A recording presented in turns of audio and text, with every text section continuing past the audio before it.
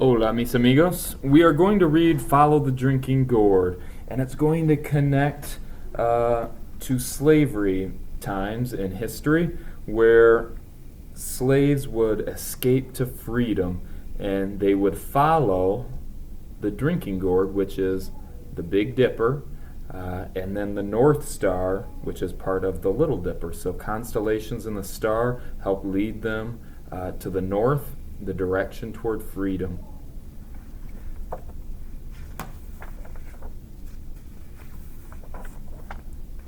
Long ago, before the Civil War, there was an old sailor called Peg-Leg Joe who did what he could to help free the slaves. So there were a lot of people that helped the slaves escape and get to freedom because they understood how wrong and awful slavery was. Joe had a plan. He'd use hammer and nail and saw and work for the master, the man who owned slaves on the cotton plantation.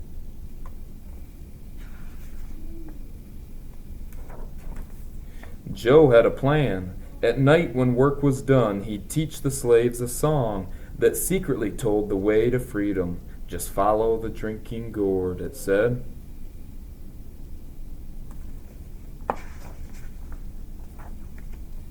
When the song was learned and sung all day, Peg-Leg Joe would slip away to work for another master and teach the song again.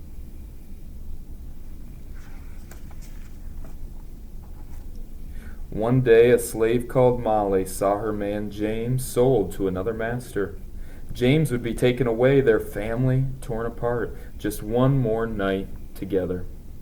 And that's how awful slavery was. It would tear families apart.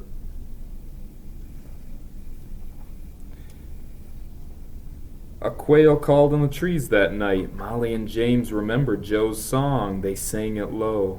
When the sun comes back and the first quail calls, follow the drinking gourd. For the old man's a-waitin' for to carry you to freedom if you follow the drinking gourd. They looked to the sky and saw the stars.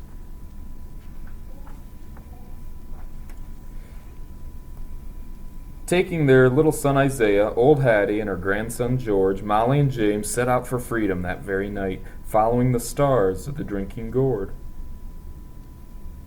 You can see them, they're brighter than any other stars in the sky. They ran all night through the fields till they crossed the stream to the woods. When daylight came, they hid in the trees, watching, listening for the master's hounds set loose to find him. But the dogs lost the runaway's scent at the stream, and Molly, James, Isaiah, old Hattie, and young George were not found. They hid all day in the woods. They had to hide from those searching for them. At night they walked again, singing Joe's song and looking for the signs that mark the trail. The riverbank makes a very good road. The dead trees will show you the way. Left foot, peg foot, traveling on, follow the drinking gourd. So the dead trees will show you the way up the stream toward the North Star. Walking at night, sleeping by day, for weeks they traveled on. Sometimes berries to pick and corn to snatch, sometimes fish to catch. Sometimes empty bellies to sleep on, sometimes no stars to guide the way. It was a long, difficult journey. They never knew what lay ahead. There was danger from men who would send them back, and danger from hungry beasts, but sometimes a kind deed was done.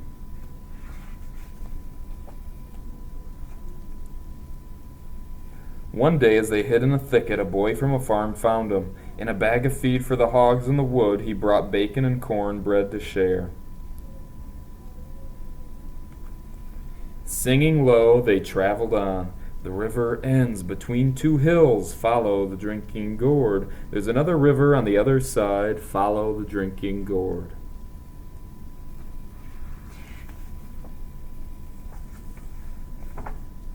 On and on they followed the trail to the river's end. From the top of the hill they saw the new path, another river beneath the stars to lead them to Freedom Land. The drinking gourd led them on. The song was almost done.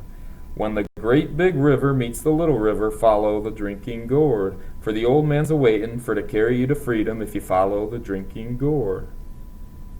So they're getting closer and closer to freedom in the north. Then they climbed the last hill. Down below was Peg-Leg Joe, waiting at the wide Ohio River to carry them across.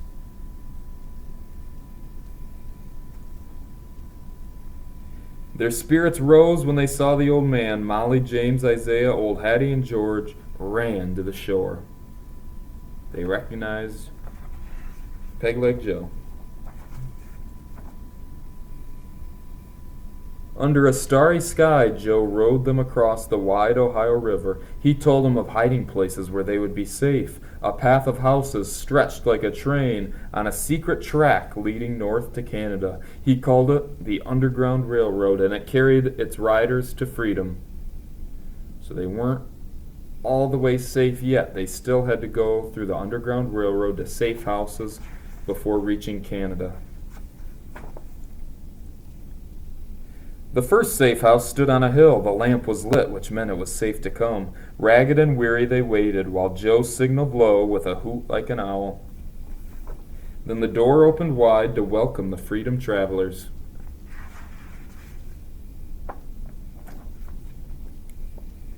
They were rushed through the house to the barn, for the farmers knew there were slave catchers near.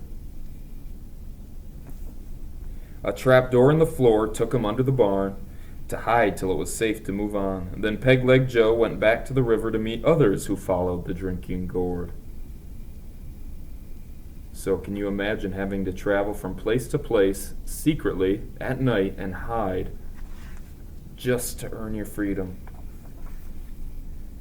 With danger still near, too close for ease, the farmer set the 5 travelers on. He drew a map that showed the way north on the midnight road to the next safe house just over 2 hills.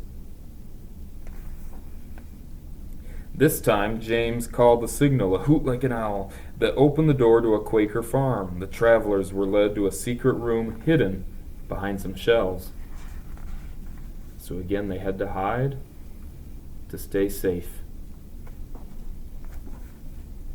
They rested here for many days and healed their wounds. Soft beds, full meals, new clothes, hot baths washed away some of the fear and pain. Isaiah smiled.